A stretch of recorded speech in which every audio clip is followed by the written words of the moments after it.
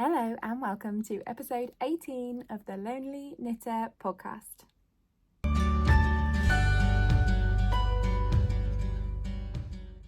Hi, welcome back to my little corner of the internet. My name is Laura. If you haven't been here before, I will be your host. I'm coming to you from Lowestoft, which is the most easterly town in England, in the UK.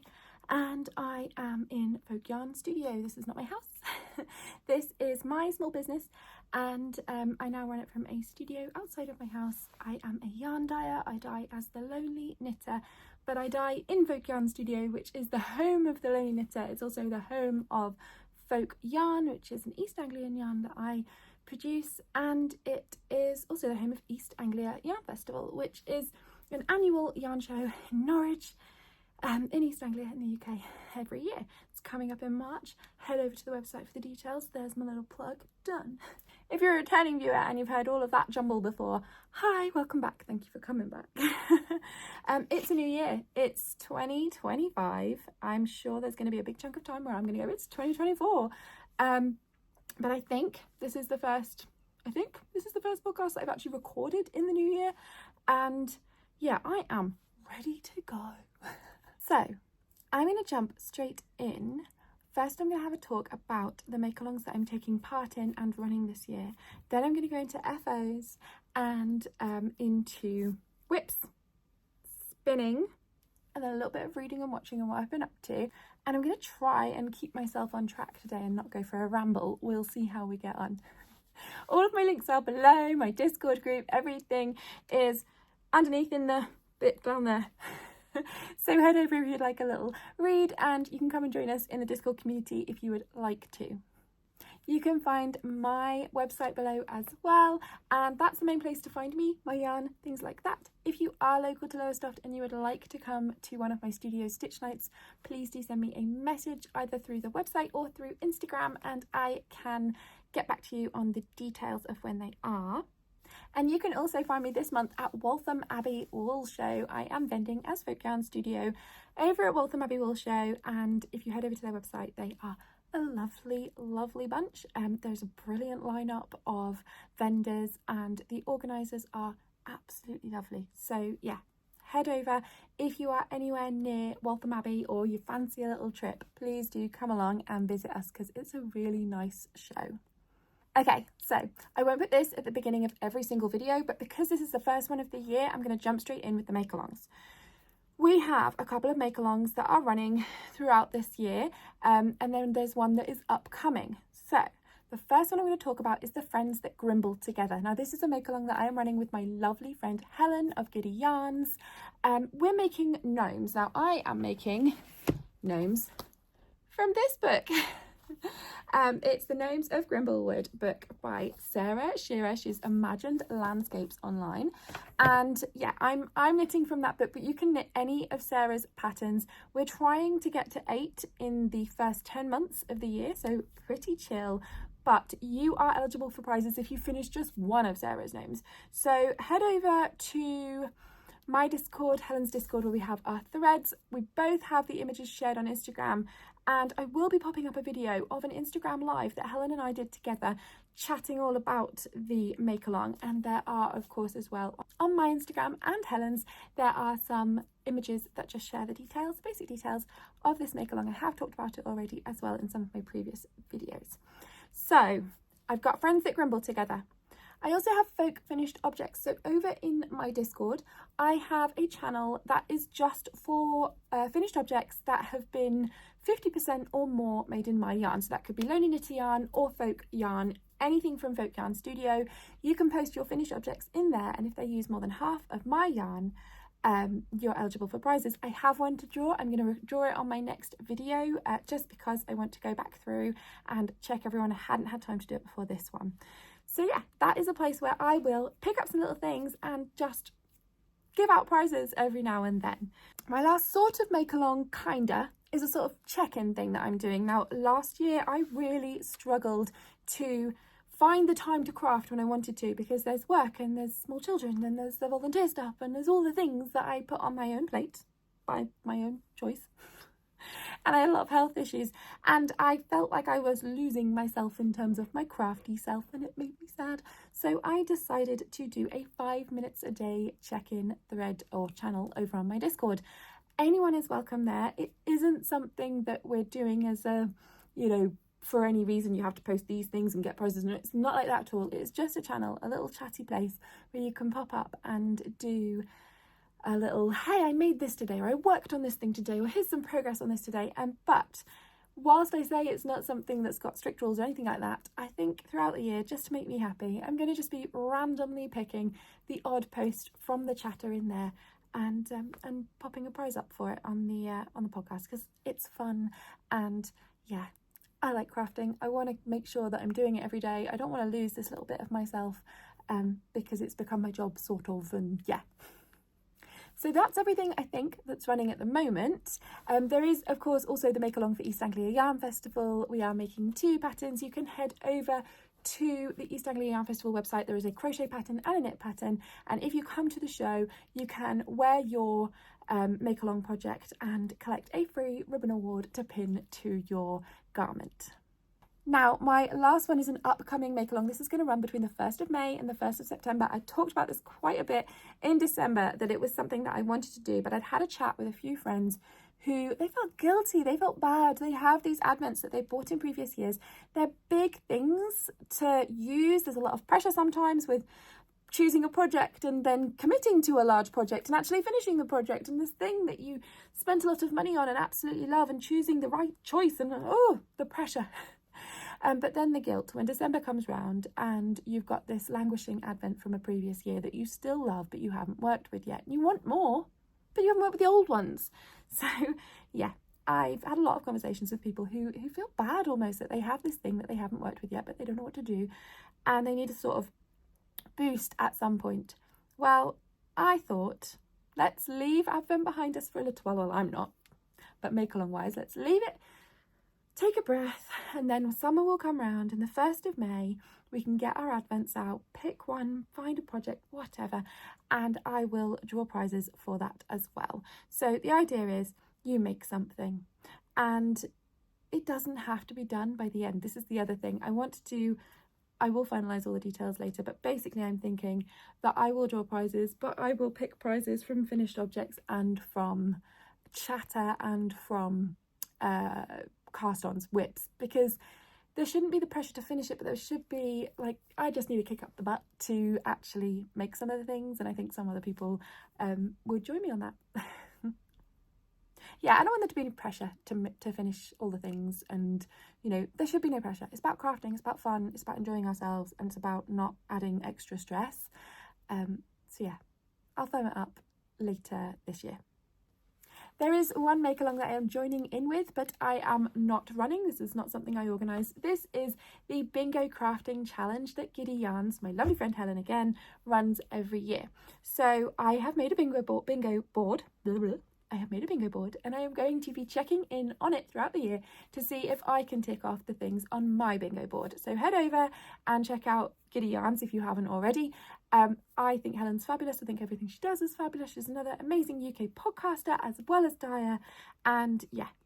So I'm going to jump in to finished objects.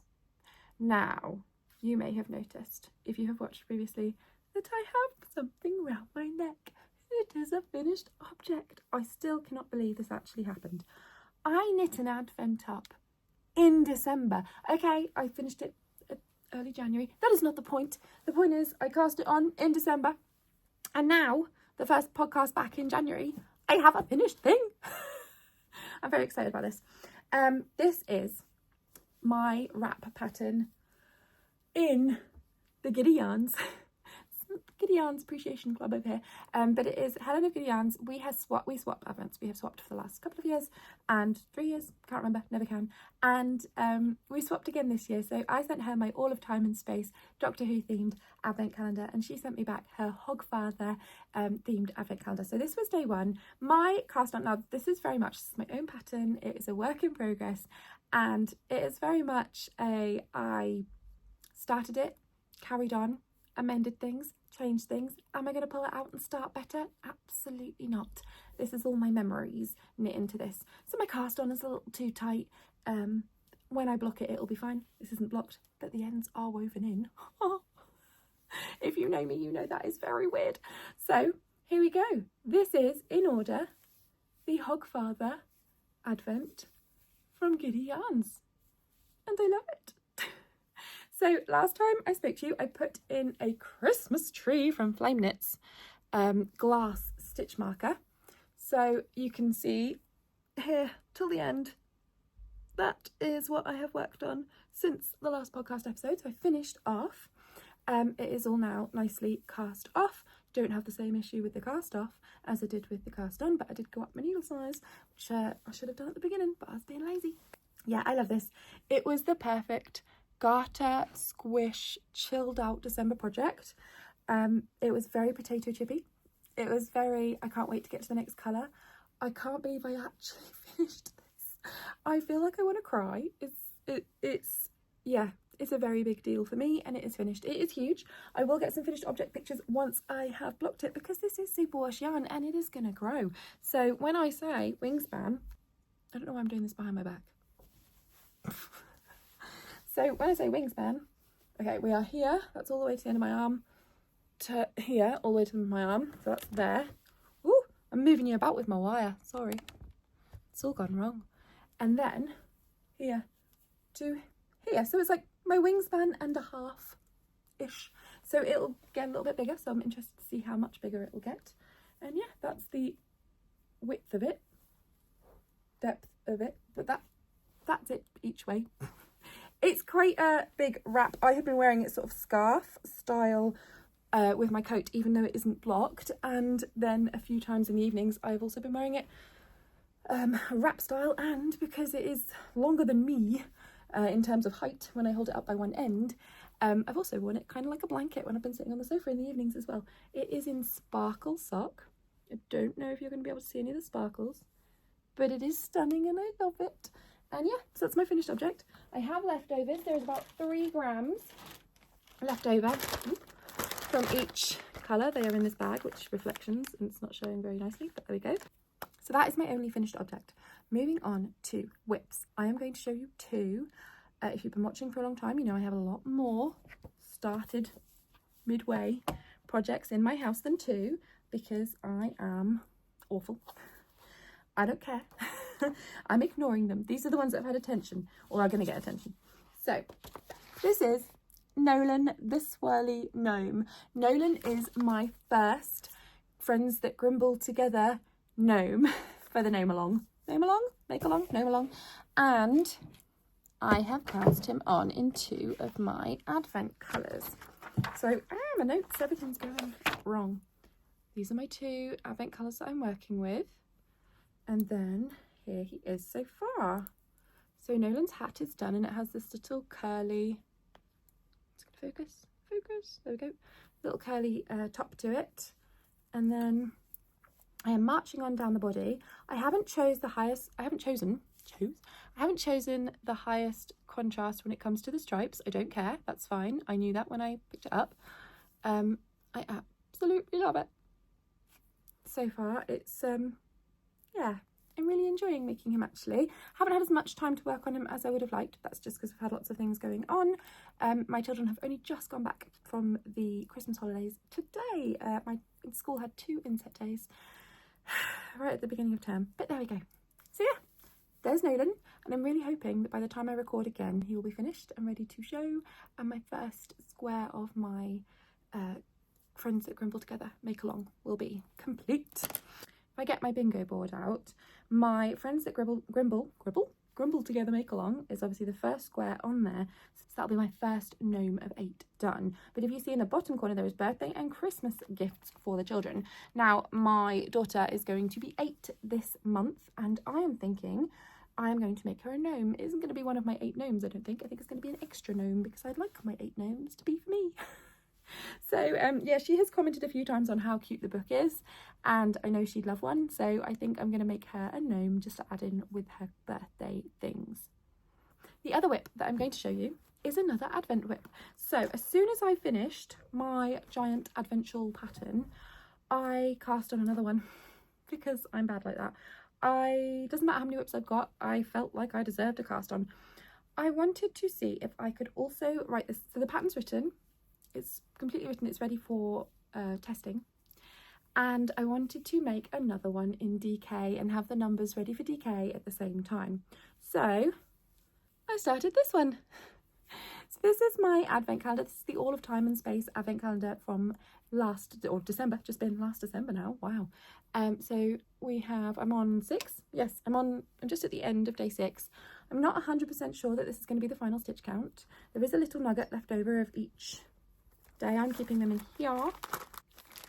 My auntie gave me something in this bag, and I think, yeah, she had won something in a raffle, and then in my family we reuse the IKEA plastic bags until they are literally falling apart. But yeah, so these are the little nuggets that are leftovers so far. I'm keeping them as well. And yeah, so we'll see where we go with this, but I'm going to put a marker in next time I pick this up. I'll put a marker in just here so we can hopefully see some progress on this one. And it is still living in my Craft House Magic. Oh, it's got a tail coming out. In my Craft House Magic Christmas bag, and I don't want to take it out yet. It's living in here for now, and it's an advent project, so it can be in a Christmas bag, right? Now the last one I'm going to show you is one that I haven't worked on at all, but I am carrying it around with me, and I have been consistently carrying it around with me because I really want it done. It is in a winter bag. I'm calling this a winter bag, not a Christmas bag. This is from Castleview Yarns. It's got wintry, focus please, wintry mittens, so I'm calling it winter. That's how I'm getting away with it. Actually, funnily enough, loads of the yarn balls are in this little gnome bag that my friend got me for in my advent that we swap each year. But this bag is holding some DPNs that I am using needle stoppers to make into straight needles. And it's my paper chain bag. So if you've been watching for a while, you might remember that at the start of December, I started to make some knitted paper chains, not paper, but you know what I mean. And the idea is that you button them up so I can detach them afterwards and lay them flat and whenever I want to put them away or whatever. But I want to use this scrappy advent that my friends, we do a swap, our dragons friend group do a little swap every December of 5 gram scraps for advent, and I wanted to make these all into paper chains. Didn't happen in December because December was crazy. Doesn't mean I don't want it to happen. So this is going to be carried around with me to see if I can find some motivation to get this done, because it's a project I really want, and I want to have the memories, and I want to have this thing. So I'm going to carry it around with me in the hope that it will convince me to work on it.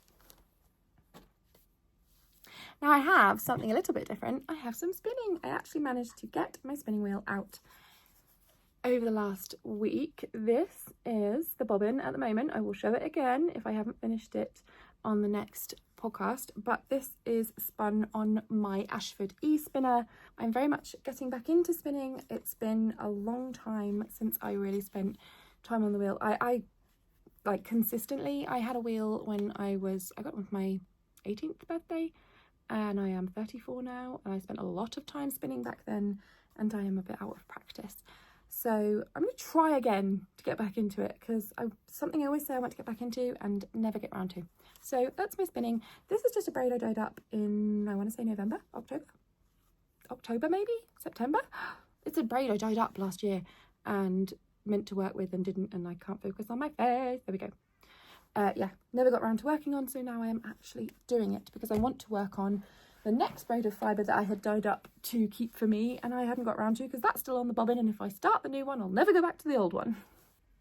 In terms of my other goals and planners and plans for 2025, I have so far been keeping up with it. So this diary is just a sort of plans, work, stuff, things I need to know, things I need to remember diary. And I have actually kept up with it. So this is not a pretty diary, it is a scribbly diary, but I've been using it. So brilliant. That's one of the main aims. And the other one is my project planner from Tilly Flop, and I have been using this as well. So it actually has, I've ripped out the pages that said 2023 because I didn't use it when I said I was going to last time, but it has my Hogfather Advent shawl, and that's all the pattern notes that I made, and then it has Gnolan the swirly gnome. So I am putting information in the book, and it also has the details for the DK version as well. So I'm using that so far. Long may it continue. The other thing I wanted to talk about was reading and watching this year, because they're little things that I don't document, I don't write down a lot, and I'd love to have a memory of. So yeah, I'm going to share. Now, I always say that I want to do a reading challenge and get back into reading more. I was always a huge reader as a teenager, throughout my 20s. I never went anywhere without a book. And it just was something that when I had children, finding the time to sit and read for a while dropped by the wayside. I love audiobooks. I have nothing against audiobooks at all, and I 100% count them as reading too. But audiobooks don't always work for me because I have quite a distractible attention span, and I will find myself suddenly realising that I have been doing something else for 20 minutes and not have a clue what my audiobook was on about. It happens a lot.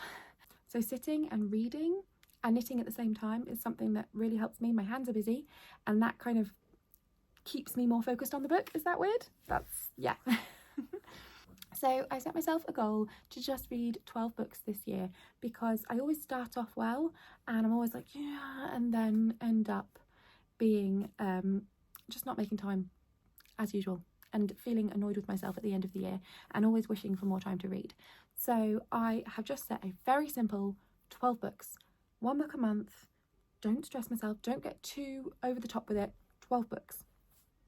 I haven't picked out these 12 books. It is a case of when I finish a book, I'll find another one, and it's going to be very chill. I don't care what the length of the books are, if they're short, if they're long, whatever. If I want to read it, if the want is there, amazing. If I start a book and I really don't want to carry on, I am giving myself a free pass to just put that book down and move on to the next one.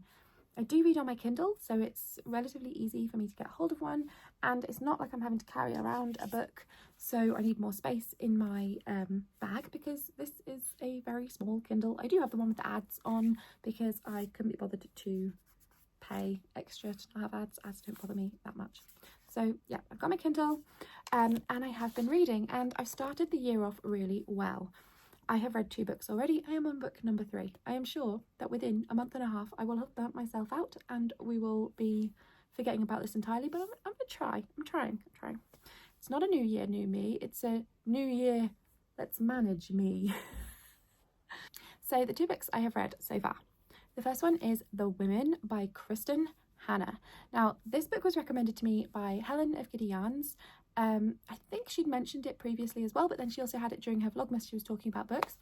I'm sure she's mentioned it somewhere else as well. But I read The Women and I messaged Helen afterwards, because I think I messaged her partway through as well.